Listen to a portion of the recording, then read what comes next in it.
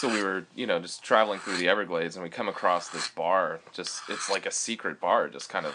You wouldn't even know it's a bar. It's in the middle of the swamp. There's just a few lights on and some rowdy like noise coming out of it. Yeah, it was a shack.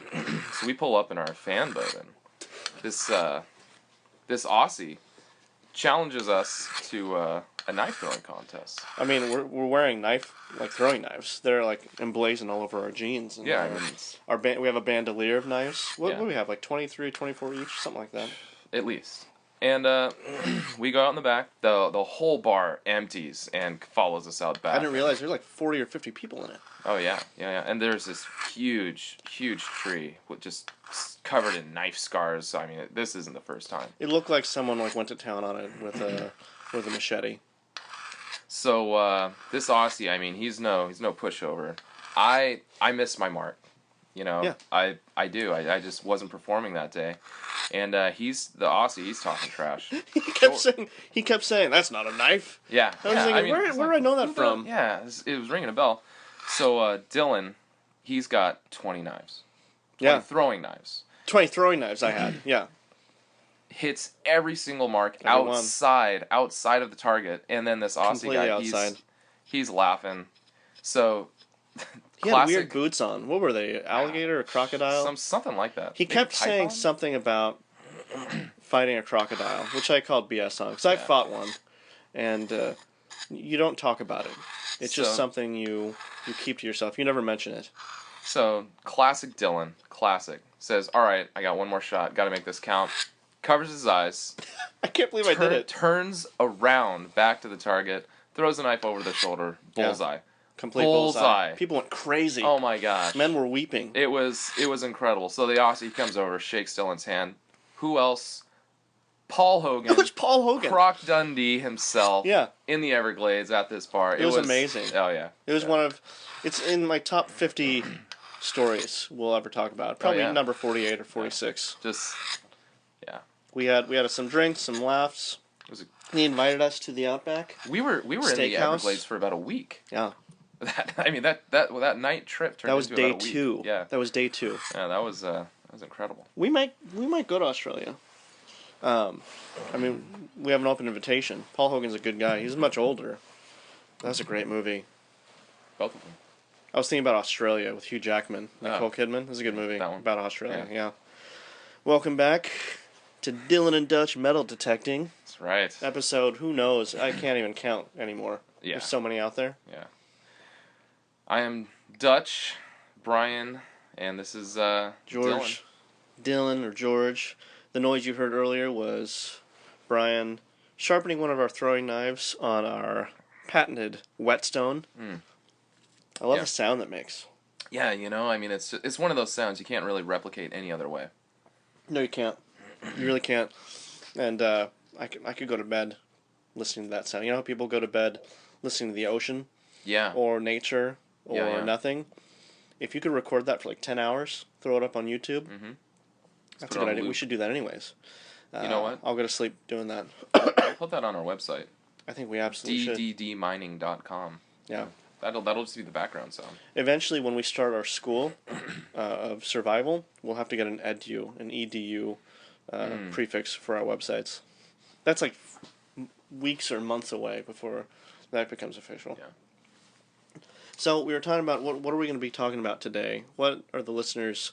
And I can only imagine when people download this and listen to it, they're sitting down, prostrate maybe, listening to whether this be on your iPhone or your Android phone or you just listen to it online. You're probably wondering, what are we going to talk about today? And we talked about it, you and me, before this podcast. What should it be today? We have thousands of stories. Oh my gosh. We should. You know what? Actually, yeah, we did decide on what we're going to talk about. I keep forgetting because this has happened so many times. Brian? Yeah, it's one of the things that people ask us about the most often, other than our origin story, and that is one of the times people always want to know, hey, tell us about when you were hunted. And I keep saying, be more specific. Yeah. Hunted, A, by what? Right. And B, which time? Because, I mean, there's 5 or 6 animals we could list, Right. not including humans. I mean, that's a joke. If human tries... That one guy was trying to hunt us. Yeah. God rest his soul. Yeah. So this time around, though, we're going to talk about the mountain lion. Yeah. That was a great experience. It was like the 6th or 7th time we were hunted by a mountain lion. Big cat. People don't realize, when you go out into nature, you're really rolling the dice. And there's certain parts of California where you go to, you need to respect nature. Mountain lions are out there, and for the most part, they're skittish. They will avoid you at all costs. We were playing a game. I don't think it was the wisest game in the world, but we thought, what would be funny if we kidnapped a mountain lion cub? Just for like a couple hours, see what the mom would do. You know, and just see how it reacts to us, and you know, it might think that we're its fathers. They don't know. They don't. They really don't. I'm not trying to say anything negative about the mountain lion culture, but usually it's the mother that raises the child. It's true. I mean, It's just what it is. that's just a straight up fact. Yeah. So It's nature. Brian goes up to the lair of the mountain lion, and the mom goes away to hunt something, I don't know, to bring back to its child. We scouted it out. You grab the cub, Yeah. and it scratched a little bit, but he or she, I don't know if it was a boy or a girl cub, wasn't too happy with No. you grabbing it, and it actually got away. That's right. This is the time it got away. This is the story where it got away. We're up in the Sierra, Nevada. It gets away, and we're like, oh, we're joking around, slapping each other 5, thinking, oh, everything should be fine, whatever. We left some mountain lion food for it, just for some, what is it, restitution? Yeah. We didn't want to be complete jerks. No. We want them to know that Show a humans little are actually respect. pretty nice, and Yeah. we showed some respect. But 2 hours later, break it on down. 2 hours later, as we're hiking. 2 hours later, we were hiking. We were on our way to another abandoned gold mine that someone had told us about. We didn't know where it is. We were just hiking around. They looking didn't even for give it. us a treasure map. They just said it's right here. And, Yeah. you said I know exactly where that is. We're gonna figure it out. Yep. And I said, giddy up, let's do An it. innate sense of direction. We know where we are Yeah. almost at all times, and we don't use GPS either. We use our wits. Yeah, I don't even know what that stands for. So we're hiking along, and I hear something, and I look at George, and he's already looking at me. Just like we're Like that time. Just like that time. Exactly, in the That's bar. what I was thinking. He's already looking at me, and we both are thinking the same thing. I already that- have my throwing knives out. They're swirling around on my fingers. Like that guy, Jason Statham. Yeah. Yeah. He was making that noise, and then Yeah. I held it. Yeah. And I was- turned around. I was looking behind us. You were looking ahead, and we Yeah. both had our arms out, just waiting for something to pounce. Nothing happened. nothing happened. We could hear it breathing. And here's how you know it's a mountain lion, because people say, oh, it's BS. Maybe it was a bobcat. Maybe it was a fox. This is how you know it's a mountain lion. A long, furry tail. If it doesn't have a long, furry tail, it's not a mountain lion. Get out of here with that stupid story you're thinking about. Yeah. But That's this a deer, one, but no, this. it's a deer. It's something that you could easily take man to man. Mountain lion's a totally different story. It's a cougar. Yeah. But the second or third time we heard the noise, I looked back, and I saw a long furry tail. And there had been sightings that very morning. Yeah. In the area. I mean, we knew. We spoke to the park Yeah. ranger. He said, well, probably shouldn't go out there. But we already messed with the cub. Yeah. We were just thinking, well, let's just have some fun. Yeah. And the mountain lion, they usually have a good sense of humor about stealing their children. Yeah, just like you and I would. Right. I was like, ha, We got 4. got me. They're going to come back because my children have survival instincts. You They know how taught to them use a that. knife. Yeah. My 6-month-old knows how to use a knife. You're not going to You're not going to kidnap him. I have my 2-year-old sharpen all of my knives every night. That's because you're a good dad. Well, and So- it puts me to sleep too. The sound. I love that sound. Yeah. So we're going back. It's the second or third time we actually see a tail. What happens next, Brian? Well, we're both already prepped and ready to go. I almost feel sad for it. Yeah, and we did. We felt like we both realized and looked at each other and said, you know what, this isn't even a fair fight. Yeah, we should definitely, whatever we do, if it shows up, if it actually confronts us, we need to just wave our hands up, yell, and just so it runs off. Because mountain lions are beautiful animals, and one of the things we're about is not messing with nature, and we keep things the way it is. If we move a rock, we put it back to where it was, where God intended. we're not about killing anything. Now, if we steal a cub, we put it back in its Yeah, lair. we're not going to kill it. No. We're going to steal it. We want to tame it, but they haven't stayed long enough for us to tame it. No. So we want to give this girl, a fighting chance, and say, hey, look, you don't want any. You don't want any of You this. don't want this. It's just not. It's just like that bar fight in Wyoming. Oh my Remember gosh. that? Well, we'll get to that later. Yeah. Those ex-Navy SEALs we fought. I forget. They said Special they were. Forces, whatever. They said they were. I don't think. Right, I don't think so. Yeah. But so where were we? Not a fair It's fight. the second or third. Not a fair fight. We heard it. Oh, and you saw the tail. I saw the tail. I personally, I dropped my knives. I don't remember if George had dropped his knives at that point. I never dropped my knives. It I all think you dropped them. happened really quick after that. The mountain lion pounced on George. I couldn't believe it. I mean, they're really fast. They are. I mean, they're not as fast as my reflexes. No, and that's what saved you. That and your wits. I had the knife, and out of nowhere, I felt something wet on my neck. Turns out it was blood. And I spun around, and I did a jab up, almost like remember in Street Fighter 2, an all-you-can? Oh yeah. Wait, which one? Ken or Ryu? Oh, Ryu, of course. Okay. Good. You're more Ken. I'm a little more Ryu. I can see that. I bring my throwing knife up, and it's a throwing knife. It's not meant to be held. But I bring it up, and I slash at its right front paw. Well, in doing so, a throwing knife doesn't have a good handle on it. Well, in slashing its right front paw, I slash part of my hand because the knife slips out because I'm just covered with blood. It was everywhere for a split second. Split. I was worried. Yeah, Just a split second. Yeah. Well, you were worried for the mountain lion. Oh yeah. The whole point was to keep it you alive. Thought, yeah. Yeah, no, you weren't worried about me. No, I was worried about this beast. Yeah. Again, It was a big one. I would say nature. 180 pounds. Maybe two. Maybe 200. two. I don't know. We never No. weighed it. Yeah, we usually underestimate with those things, but It goes. So it tries to bite onto my clavicle. I throw it off my back. And Brian is there. He already has his knives in his hand. He doesn't take his gun out.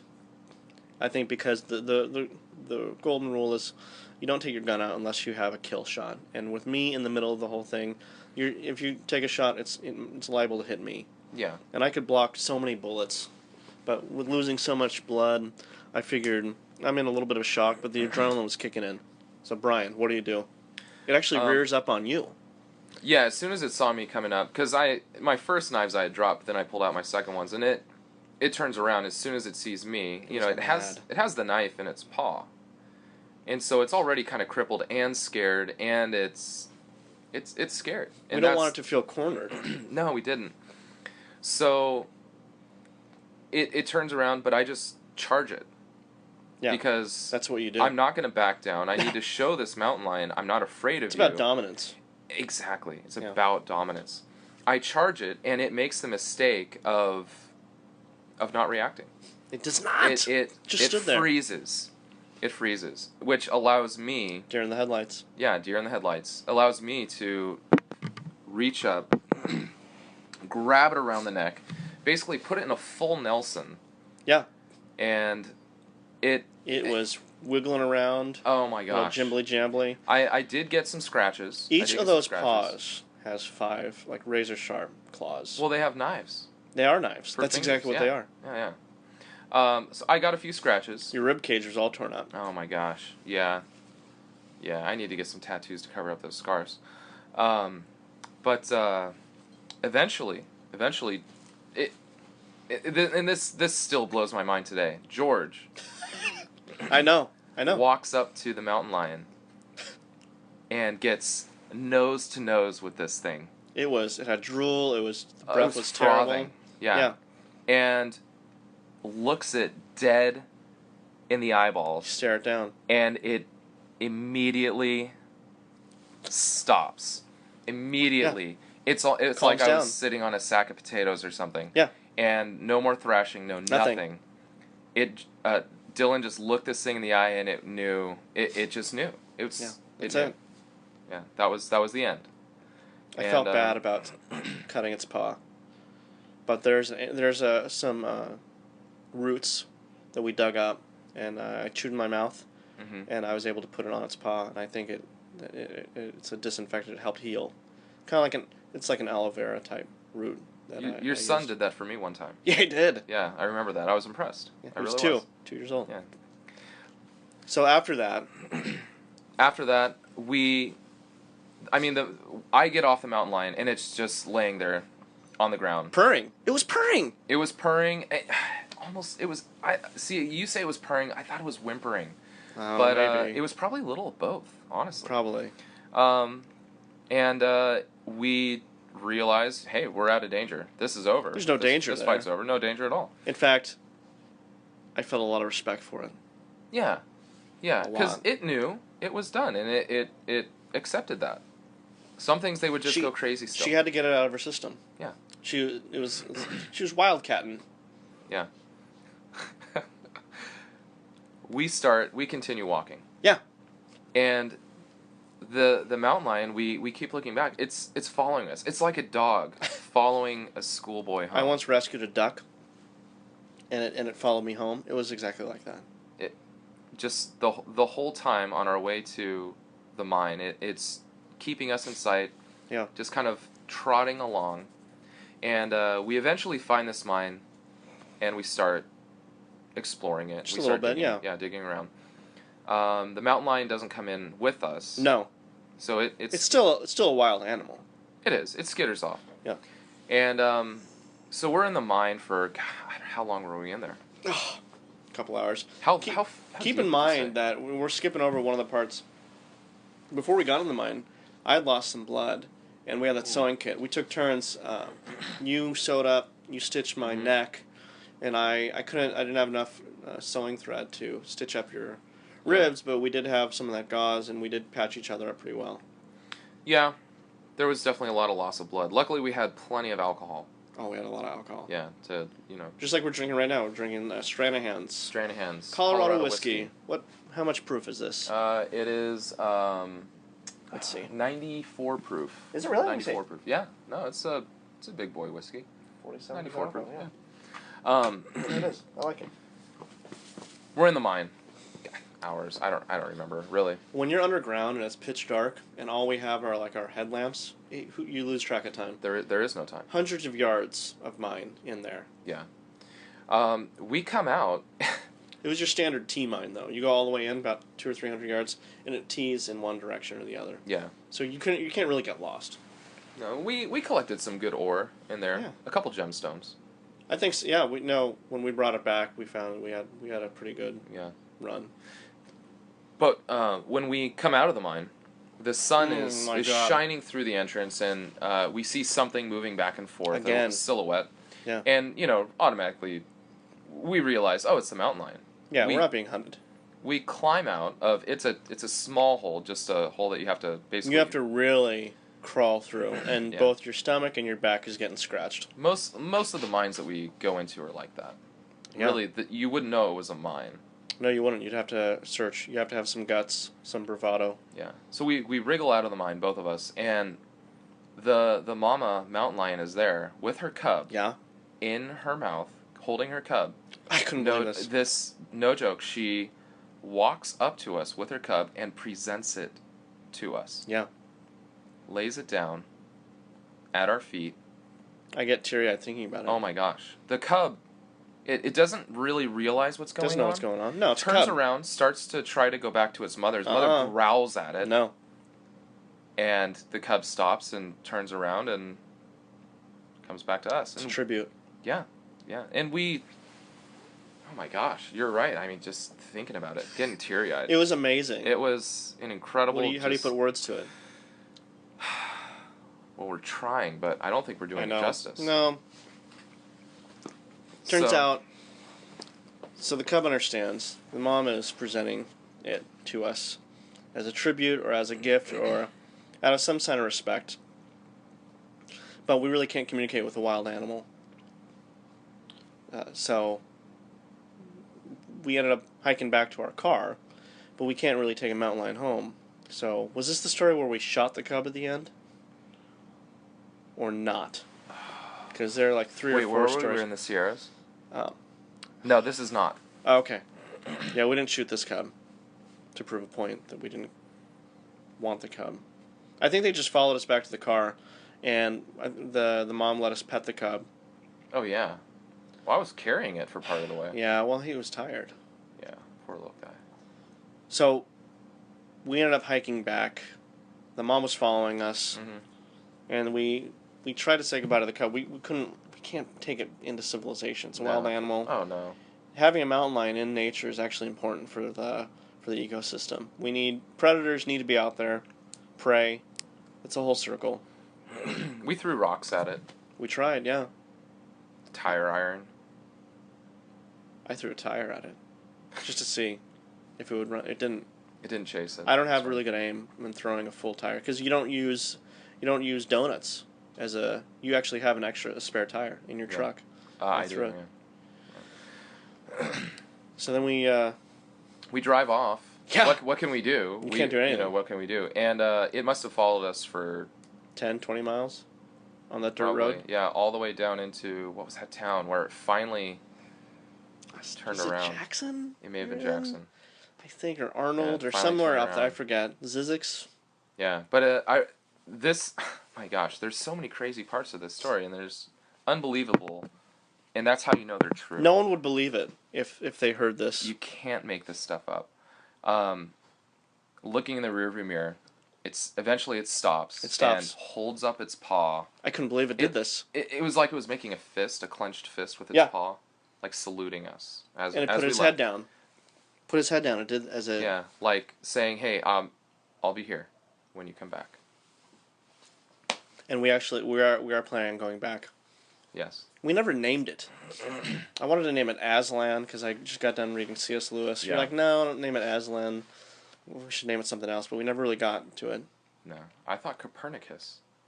That's right. I like Copernicus, but it's a little too astronomical. Astronomy. Yeah. We'll think of something good. Next time we see it.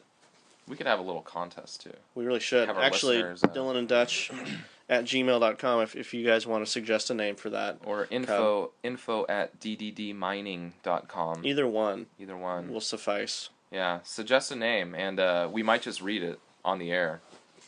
That was a really fun trek.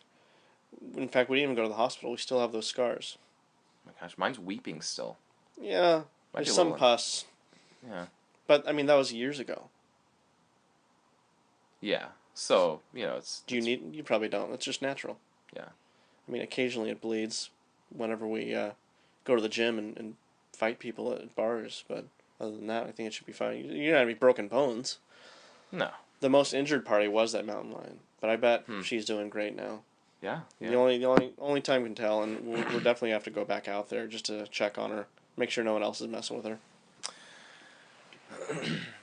Yeah, so, that, talking about going to the gym, that reminds me, we should talk about our physique. Yeah, we should do that on, that could be a whole... We'll do the next one? 2 or 3 podcasts. Yeah, no, it should be two to three podcasts. We'll sum it up into one. Okay, we'll try. First things first, what people need to realize is we both have beards. It's true.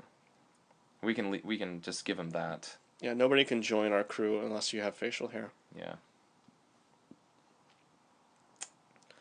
We're almost towards the end of our podcast, and I don't want to get into viewer email just yet. Maybe 2 or 3 podcasts down the line. We only have 500 subscribers so far. So what I would suggest you do is please hit subscribe, and then give us a 5-star review on iTunes.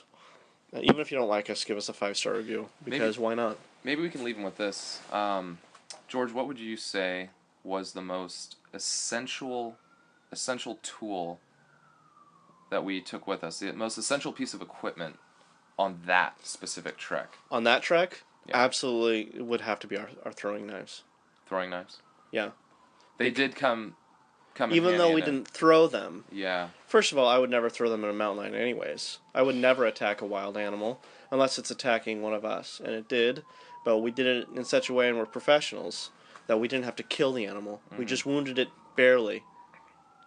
So I think, for me, it's definitely the throwing knives. Smith & Wesson. I believe they're the 6-inch pack of 6 each. Let me see. Oblong shaped. They're Smith & Wesson Bullseye. I bought like 6 or 7 of these from Amazon, but we did sharpen them because they came not too sharpened. Mm-hmm. Almost razor sharp. We were sharpening them at the beginning of the podcast. That's right. And we should sharpen them all the time. What about you? What was the most essential tool for that trick? Honestly, Check. I mean, for someone who doesn't have a beard, it's not going to make any sense, but I would say my beard wax was my really most good. essential. It was sandalwood. It smelled like. Yeah, right? It was, exactly. Yeah. It was sandalwood. I know my beard wax. Yeah. We both do. You do. Yeah. So I would say that for me, that was clearly the most essential thing. And if you have a beard, you'll know what I'm talking about. So If you don't, then you could keep listening to the podcast. That's fine. yeah. But Going to listening to the podcast.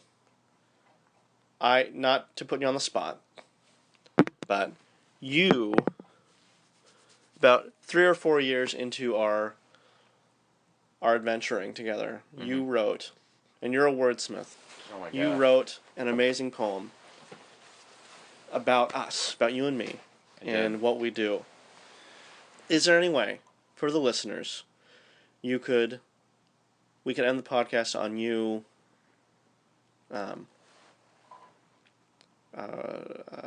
I wish. you Oh my gosh, doing I don't have it with me right now. I just got a new It's phone. on our Instagram account, right? You could just go on the Instagram account real quick and look up. I'll do that. You stall. I'm going to stall right now.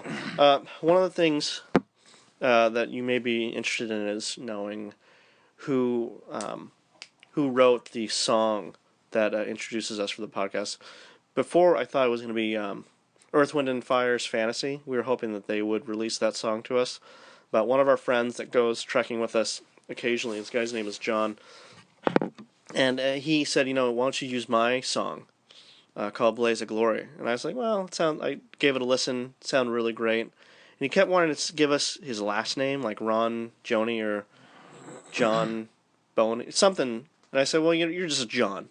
We're just going to call you John. And he's gone out with us for a few times. Only like in Arizona, which is where he lives, I think. He kept talking about concerts, or like he plays in a band or something. Anyways, John is a pretty good guy, and he helped us with a theme song, and they released it to us as our own personal theme song. So It's a really nice tribute from He's him. a good guy. I keep forgetting his last name. Roni, Joan, something like that. Anyways, it doesn't matter. We meet so many people. So, without further ado, I think you brought up this amazing I did. poem. Yes. It was one night. I woke up actually in the middle of the night, and I couldn't really figure out why. And This all happens of a lot sudden- to people like us. Oh my gosh, these words just started coming out. Grim and bold, the pair appeared, clothes dirt-stained and skin sun-seared. They trod the rocks and burning sand, with ancient maps and iron in hand. Glory not was on their mind, but treasure of a buried kind. Archaic tales within them birthed, consuming want of gold unearthed. Fools, cried some, and folly others, all clanging gongs to these two brothers. By flame and draught they laid their plans, scouring maps of forests and sands, equipment packed and round them girthed, driven by promise of treasure unearthed. Adventurers had come before, these soldiers of fortune desired it more.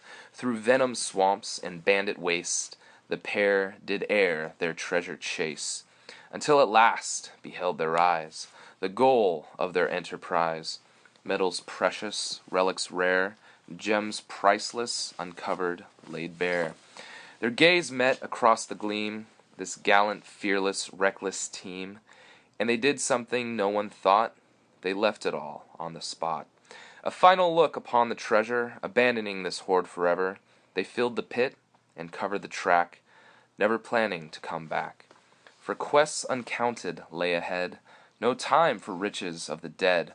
Belts were cinched and rations stocked, away from the gold they walked, onward toward the next birth, another treasure to unearth. It's amazing. I just have one thing to say to that. And one thing only. I've seen love come. I've seen it shot down. I've seen it die in vain. Shot!